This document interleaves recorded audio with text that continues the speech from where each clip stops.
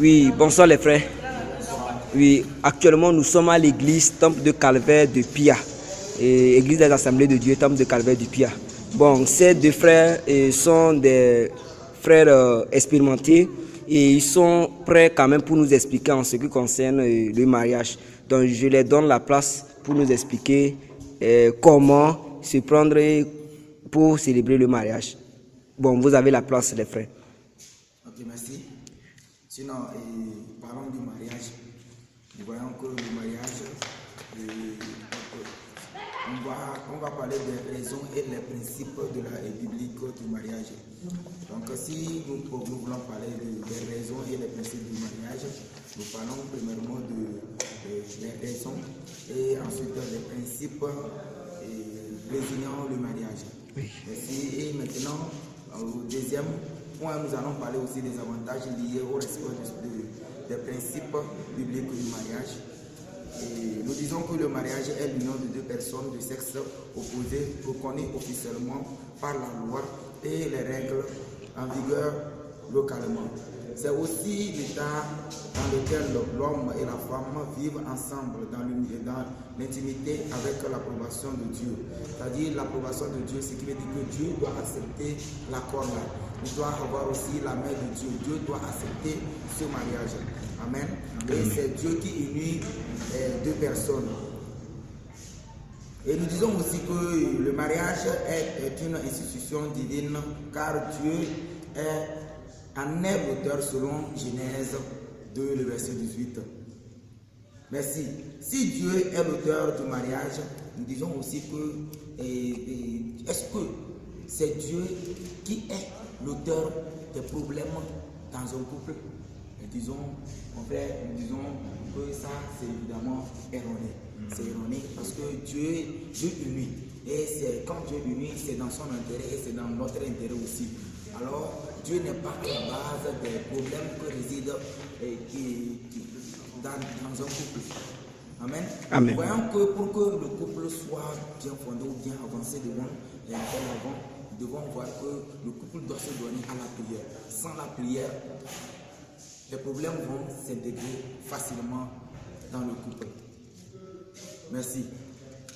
Et pour avancer, si nous parlons des principes bibliques résignant le mariage, les avantages, c'est-à-dire nous allons parler au premier point avant le mariage. Qu'est-ce que nous devons faire avant le mariage? Nous disons que nous devons respecter la chasteté jusqu'au mariage. Comme le dit Hébreux 13, le verset 4, et faire le choix dans le Seigneur. Aimer son choix aussi. Aimer son choix. Remplir les conditions de dot de mariage civil et religieux. Dans le mariage maintenant, nous devons aimer la femme. Toi le mari, tu dois aimer ta femme et en retour aussi la femme aussi doit aimer son mari. Et être soumis à son mari parce que c'est l'homme qui est le capitaine de la maison. Et c'est en cela que Dieu a dit qu'il n'est pas bon que l'homme soit seul et je lui ferai une aide semblable. Ce qui veut dire que Dieu a vu que c'est l'homme, c'est une partie de l'homme que Dieu a enlevé pour créer la femme. Et maintenant, la femme doit se soumettre à son mari. La femme doit se soumettre à son mari. Il doit avoir aussi de la fidélité dans le couple. Comme le dit Exode 20, le verset 14. La fidélité. Respecter le respect mutuel. Le respect mutuel des conjoints. Le respect mutuel des conjoints. Et nous devons ensemble dans un couple, le couple doit s'entendre pour pouvoir éduquer ensemble leurs enfants. Maintenir la communication au sein du couple, c'est très important aussi.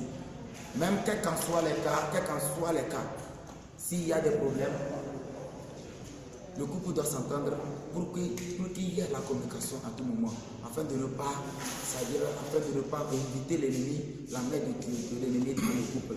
Merci. Et les avantages aussi liés au respect des principes du mariage aussi. Nous devons aussi dire que le respect des principes du mariage permet au couple de vivre dans l'harmonie, la confiance, la joie, le bonheur et d'être un modèle pour les enfants et sa communauté.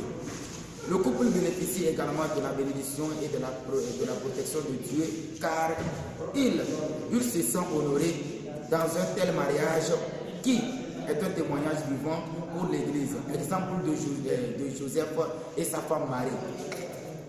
Amen. Amen. Merci.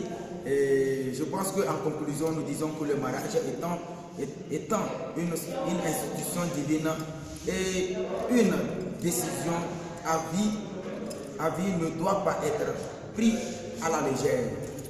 Ne doit pas être pris à la légère pour une vraie stabilité et le bonheur de notre foyer. Obéissons à Dieu, marchons sur ces règles qui nous donnent. Amen. Amen. Que le Seigneur nous bénisse. Au nom de Jésus. Amen. Ok. Bon, peut-être le frère aussi, de son côté, va avoir aussi quelques éclaircissements pour nous apporter ou nous aider quand même à comprendre comment respecter le mariage. Merci. Vous avez la parole. Bon, en fait, moi, ce que je peux ajouter, c'est genre, quand après le mariage, il y a le règne de Dieu dedans, le couple peut bénéficier de la bénédiction, il y en aura de l'harmonie dans leur couple. Et les enfants aussi pourront en bénéficier par la présence de cette personne. Et tout ce qu'on va faire là, Dieu va les bénir. Amen. Amen. Bon, par rapport à l'enseignement dont vous avez parlé, si je vous comprends bien, bon, si vous avez quand même parlé de faire le choix dans le Seigneur. Si je fais le choix dans le Seigneur, cela veut dire qu'il n'y aura pas le problème dans le foyer. Vrai ou faux? Bon, expliquez-moi. Si je vais réagir, bon. Oui. Je peux dire qu'il y en aura des problèmes quand même. Mais ces problèmes ne vont pas persister en long terme parce que c'est Dieu qui est le socle de votre mariage. Okay. Donc si vous faites votre choix dans le Seigneur, Dieu même va être la source de tout ce que vous allez faire dans le mariage et tout ira bien. Même s'il y a des problèmes, sûrement Dieu va agir et les problèmes vont vous quitter. Amen. Ok. Oui, le frère Marc, oui. En fait, moi, je dirais que quelquefois, Dieu unit deux personnes. Et maintenant, la femme et l'homme, Dieu les a unis. Et il s'est établi dans ce couple. Il est dans ce foyer. Mais quelquefois, nous voyons que nous, même nous les humains, nous essayons d'écarter Dieu hors de notre couple. Et c'est ça qui fait que les problèmes viennent. Mais si ce que nous avons choisi notre conjoint ou bien nous avons fait notre mariage sous l'inspiration de Dieu, ce qui veut dire que Dieu est dedans. Et à chaque fois qu'il y a un problème, comme le frère vient de le dire, cela ne veut pas dire que les problèmes ne vont pas venir, mais les problèmes vont venir. Mais comment régler ces problèmes? Nous devons régler ces problèmes sous l'inspiration de cet esprit. Ce qui veut dire qu'un couple ne doit pas écarter la prière dans leur couple. Ce qui veut dire qu'à tout moment, ils doivent prier pour pouvoir faire quoi? Maintenir la stabilité de ce couple. Merci beaucoup. Oui, et concernant ça, bon, ça veut dire que, bon, cela veut dire qu'il y a un âge approprié ou bien destiné aux jeunes pour dire que, bon, à cet âge, vous êtes capable d'aller vers votre conjoint ou bien c'est comment? Expliquez-moi si il n'y a pas un âge ou bien s'il y a un âge. Bon, en fait, moi, je dirais en cela que généralement, il n'y a pas chose, comment dire, on n'a pas fixé une âge donné comme ça que l'homme peut se marier à tel âge, mais non. Mais selon ce que nous disons ici, si tu te sens capable de te marier, tu es prêt pour te marier. Mais au moins, il faut avoir au-delà de 20 ans comme ça, c'est déjà bon pour un jeune de se marier. Mais si tu te sens capable de ça, mais si tu n'es pas capable de pouvoir te lancer dans ce domaine, tu vas voir que ça va te causer beaucoup de soucis. Mais si tu es prêt, il faut te lancer. Ok, c'est bien. Et si je vous comprends bien, bon, si à 14 ans, j'ai les sentiments envers une soeur, et bon, je vais vers la soeur, j'essaie de l'aborder et de la cotiser et dire que bon, on va rester ensemble jusqu'à notre mariage. Est-ce que c'est une mauvaise chose?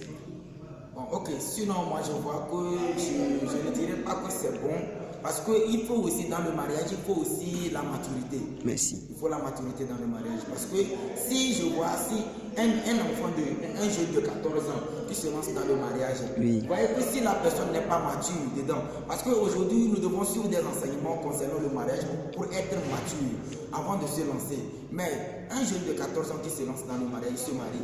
Bon, maintenant, comment? Tu peux dire que tu as les moyens, mais est-ce que tu as, c'est-à-dire tu as tu as l'expérience dans le mariage? Est-ce que tu connais des choses? Est-ce que tu connais le bien fondé du mariage? Tu connais le bien fondé du mariage. Mais si tu connais le bien fondé du mariage, ce qui veut dire qu'il n'y a pas de problème. Mais moi, je ne conseille pas à un jeune de 14 ans de pouvoir se marier, de pouvoir se lancer dans le mariage. Il ne faut pas. Le mariage, ce n'est pas quelque chose de se presser. Non, on ne doit pas se presser dans le mariage, mais on doit être à l'épousement. On doit aller posément pour faire un bon mariage, un mariage qui est inspiré de Dieu, de la maturité.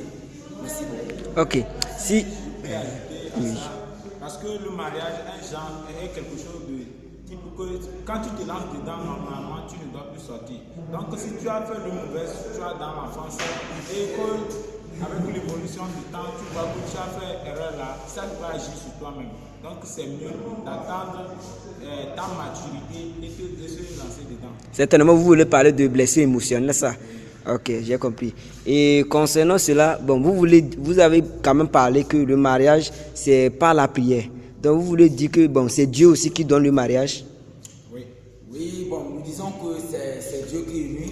Et avant de se lancer dans le mariage, toi, le jeune homme ou bien toi, la femme, bon, premièrement, le jeune qui veut se lancer dans le mariage, oui. Tu pries pour que Dieu puisse t'inspirer sur ton sur ta la fille dont Dieu choisit pour toi. Oui. Tu dois prier pour que Dieu lui-même puisse faire le choix pour toi. Que le Saint-Esprit, que le choix vienne du ciel.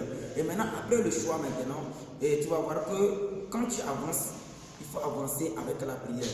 Et maintenant, lorsque vous allez vous entendre, vous deux, il faut aussi se réunir pour pouvoir prier et inviter la présence de Dieu dedans aussi. Parce que c'est Dieu qui doit vous unir et Dieu doit vous inspirer aussi par rapport à cela. Parce que c'est à cause de cela que nous parlons de la maturité dans le mariage. Ok.